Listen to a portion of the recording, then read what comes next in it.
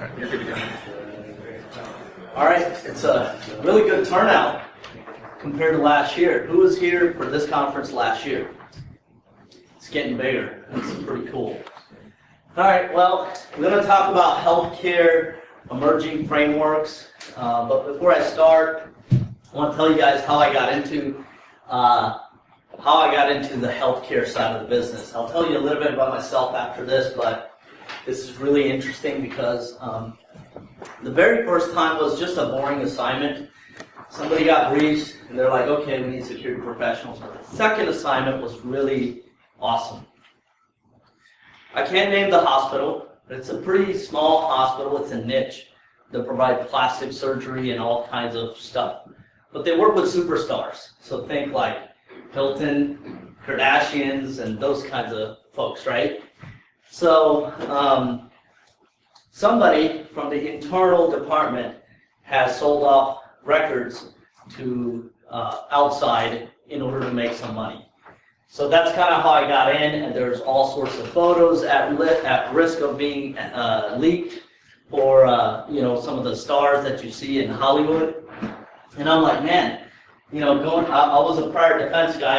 I'll give you my background, but I'm like, hospitals are kind of more fun. You never know what you come across, right? So that's kind of my intro into how I got into healthcare security. It wasn't even about PHI. It wasn't even about risk. It was all about, we don't want naked pictures out there of somebody. So I'm like, all right, well, that's the field I need to go into, right? Once I got into it, my background has been in quite a bit in defense.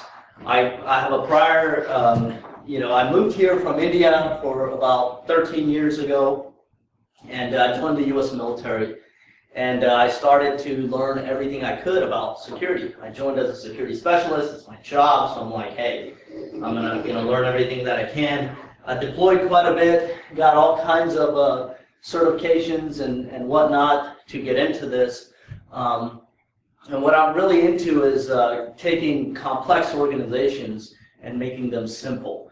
And GRC is one of those fields. So I'm passionate about what I do. I love reading regulations, the boring stuff, and automating it, right? So when I kind of got into the healthcare, I thought, okay, how does this, healthcare, me coming from a defense background, now I'm going into healthcare and I got standards, operating procedures, a very good rhythm to stuff. How does that compare to, where I'm going?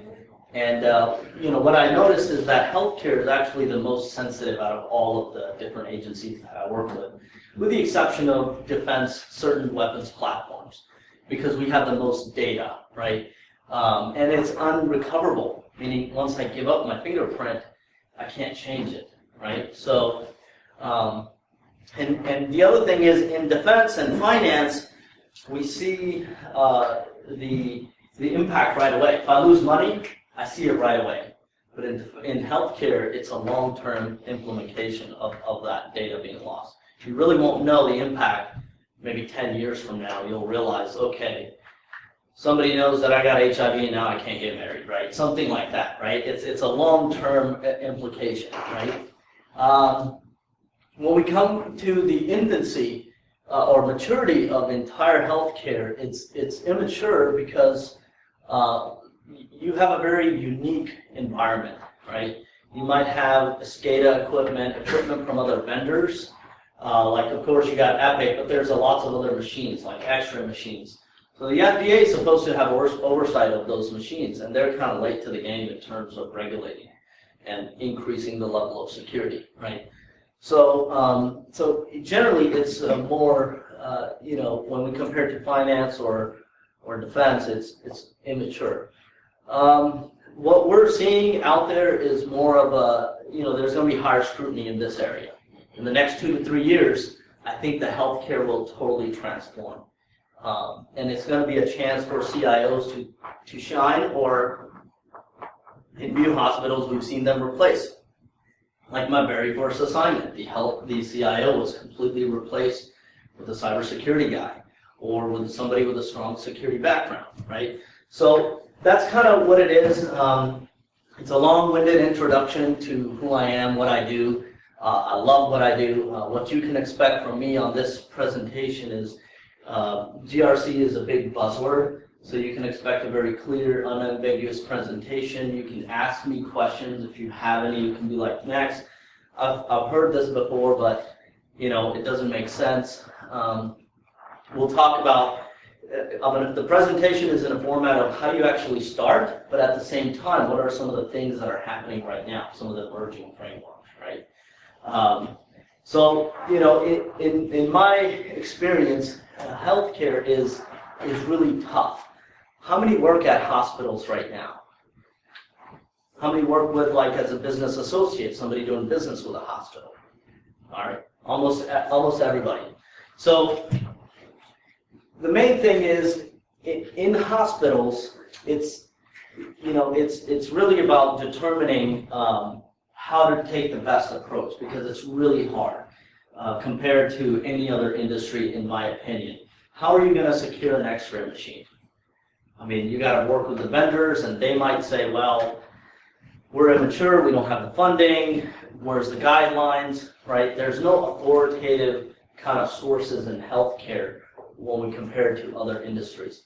Now, I know we got the HIPAA legislation, we'll talk about that, but when we compare it to defense or finance, it doesn't have that much teeth comparatively, right?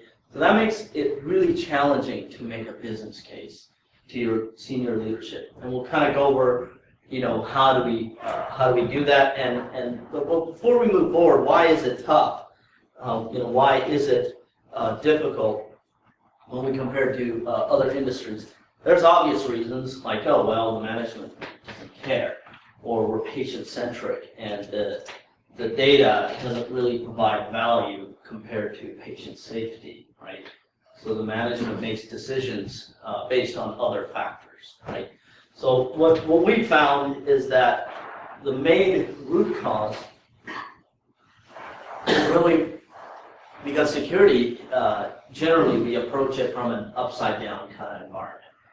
I'm really passionate about what I do. I like to do software engineering. I like to do frameworks, and I'm a guy like three levels below the CIO, right? So we take a bottom-up approach, and that's fine because we're happy about it.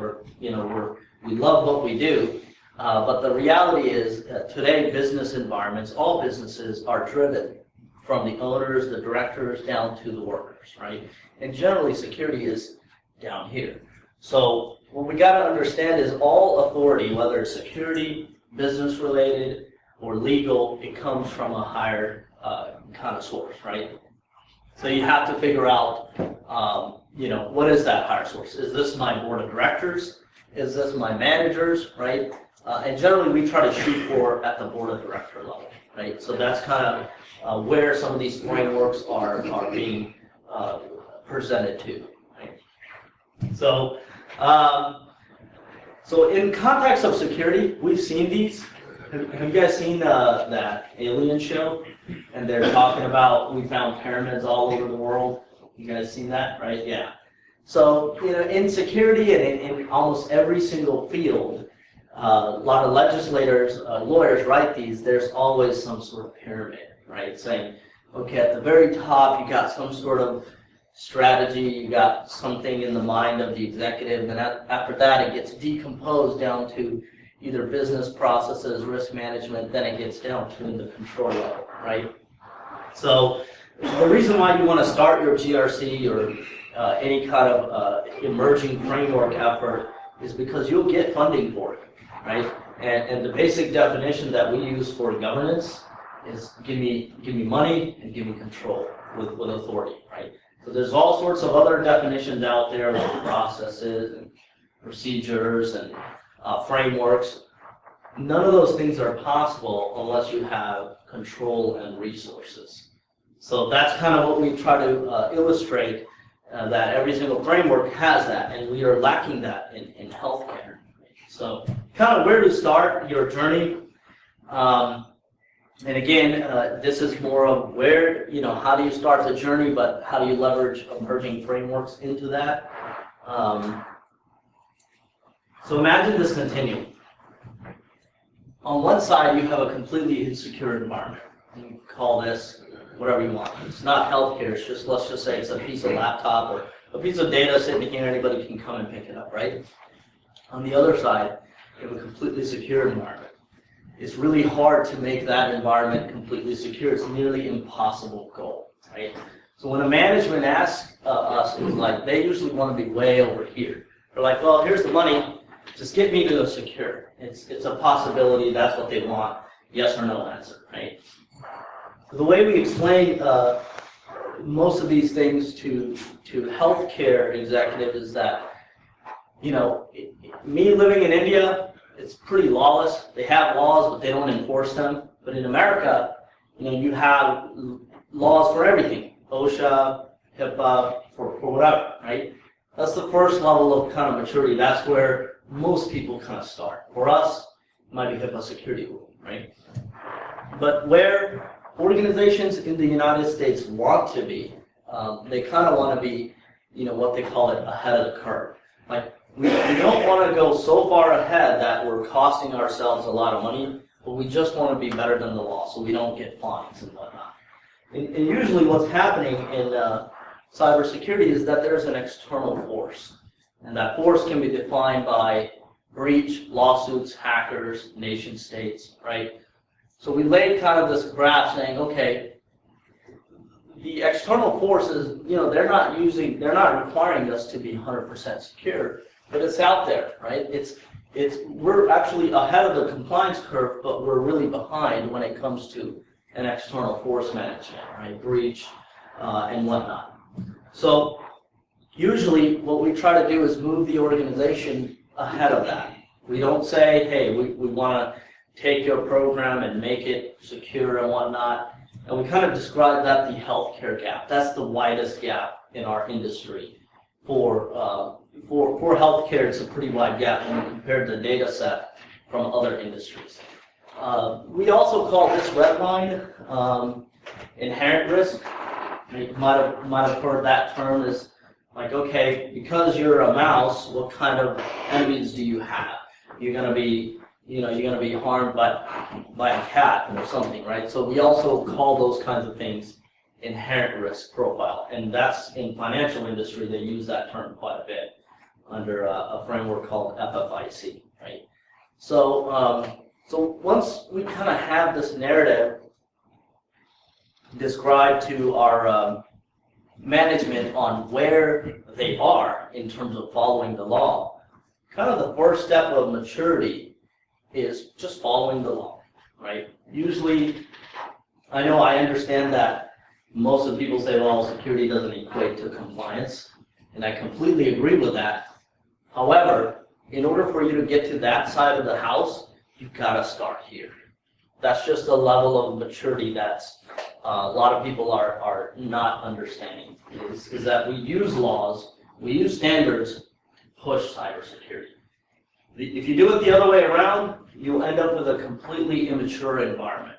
Meaning we'll spend money every time there's a breach. You'll look at trends. Oh, we need a new firewall, or we need access control. We need all these other things, right?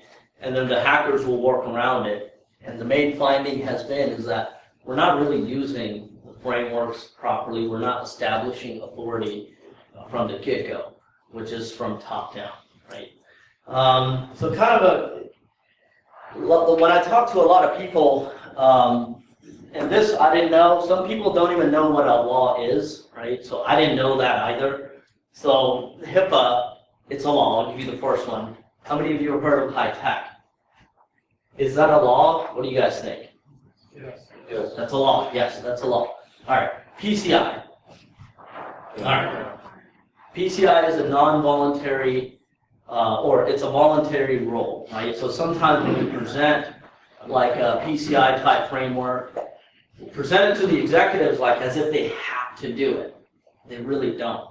And that's kind of when we lose them, because your legal compliance officer, whoever may look at the Federal Register, he or she may say, well, I don't really see this in here, right?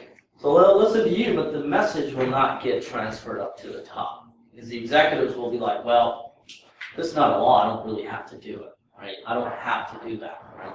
We'll also talk about interpretation of law, when you are actually like, okay, well, HIPAA says this, that means we have to do it. Well, how do you actually decompose that further now? How do you actually say, all right, this means I have to change this computer setting, right? How do you kind of drill down all the way, right?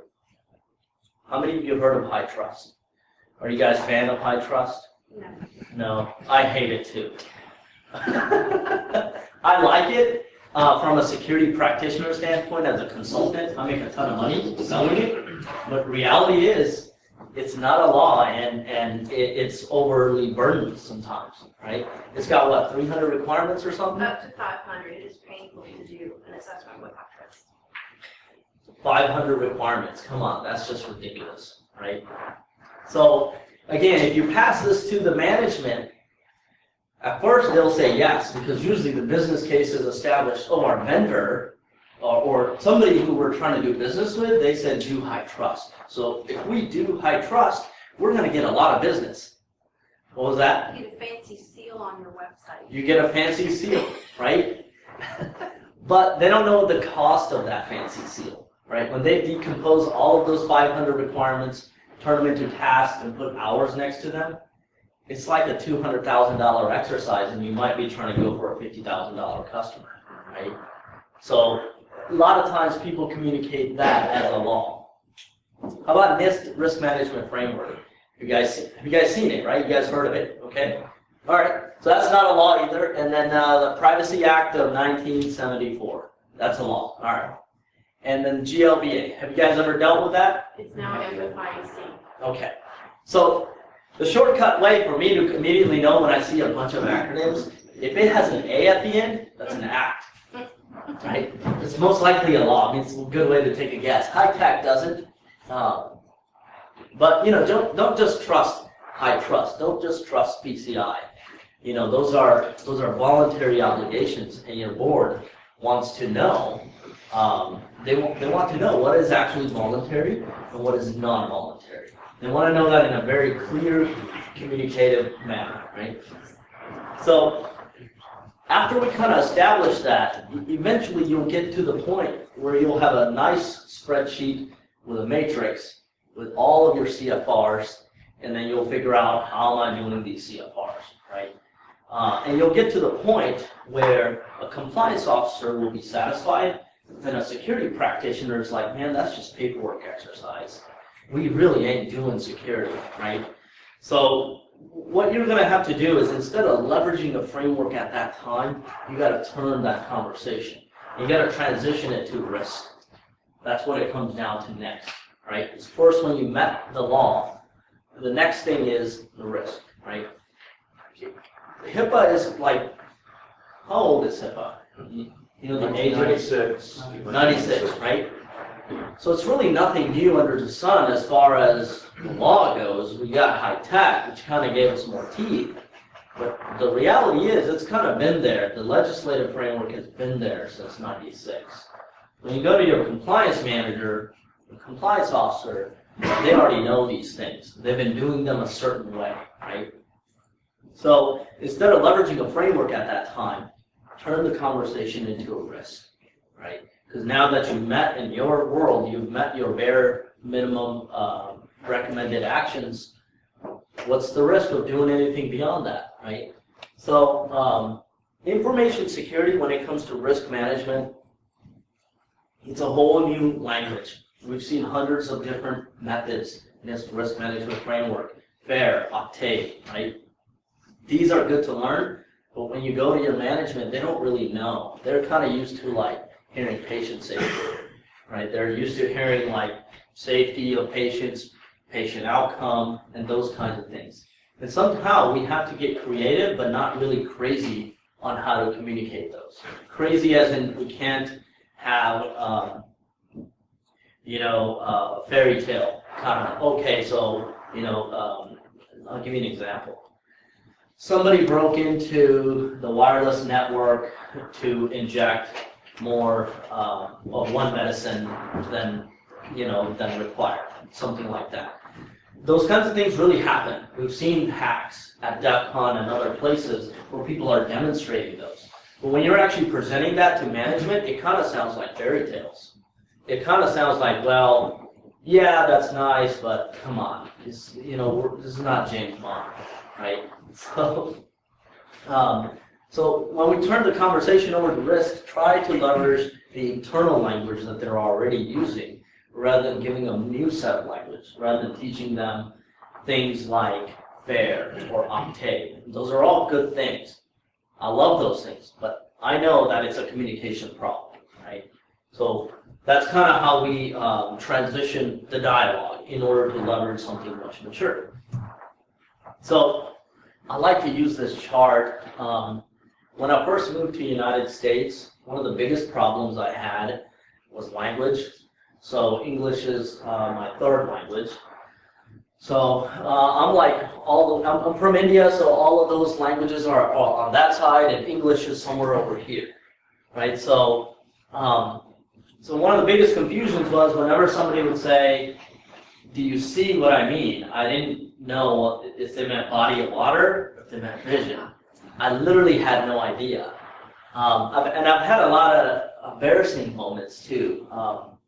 I asked my teacher is she having an affair, right? And what I was trying to see is how's your business going, or things like that, right? These are small things that a foreigner had no idea about, right? So I made all kinds of weird comments. I was a weird kid in school making weird comments because I just didn't understand, right?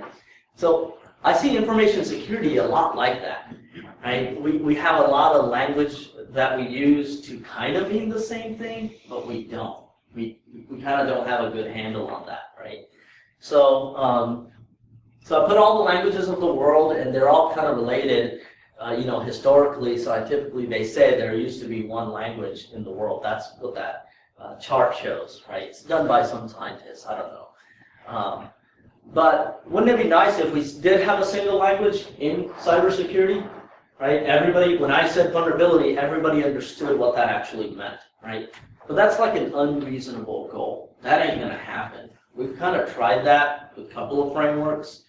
The government's tried that, come up with a single language. Industries tried that, and it doesn't work. So if you're using a framework to describe breach of contract, but your legal officer is using the terminology of business associate, when you get to court, what's going to rule out is whatever's in the Federal Register, right? So there's a lot of issues with GRC as a whole, right? So before you turn the conversation from compliance and then going into risk, before you go to frameworks, just be aware of this, right? These are the things that some of the U.S. government policymakers are addressing, right? So eventually, you want to transition into frameworks if you have buy-in, if you're like, all right, I've started my journey. I understand that it has to be clear and unambiguous language that everybody understands, right? It might be HIPAA for a hospital, for a retail, it might be PCI, whatever it is, right? You eventually say, okay, we want to become a mature organization. How do I transition to a framework, right? And what is it, right? It's generally, you can look at it as a document that a bunch of smart people come up with, and they believe these are the best practices. These are guidelines. That's generally what framework boils down to. And you can take things out, and you can put things back in, right? It's different than a legislative framework. A legislative framework, you may not be able to take things out. If you do, it requires a strong justification, right? If you say that this is an addressable control, it requires a really strong justification on why. Compared to ISO, you don't really have to have a justification, right? NIST CSF, cybersecurity framework, you don't have to have a justification, right? So there's a difference between a legislative framework and an industry framework, right?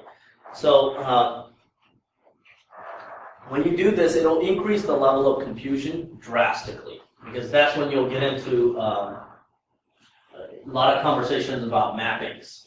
And okay, so if we're using this framework and we got a PCI environment, we got a HIPAA environment, and there's the organization, and they have all these business units underneath them, how do we translate all that language and how do we coordinate that effort, right? So be aware of that. So before that, having clear understanding of the language, communicating that is really important. And the framework is just the beginning. It just tells you what to do. Sometimes it tells you how to do it. There's really not a lot of frameworks that tell you how to do something. They just tell you what to do, right? So, I was contemplating if I should actually put this up, because I don't want to offend anybody, but I'm going to be honest. I think frameworks cause a lot of problems.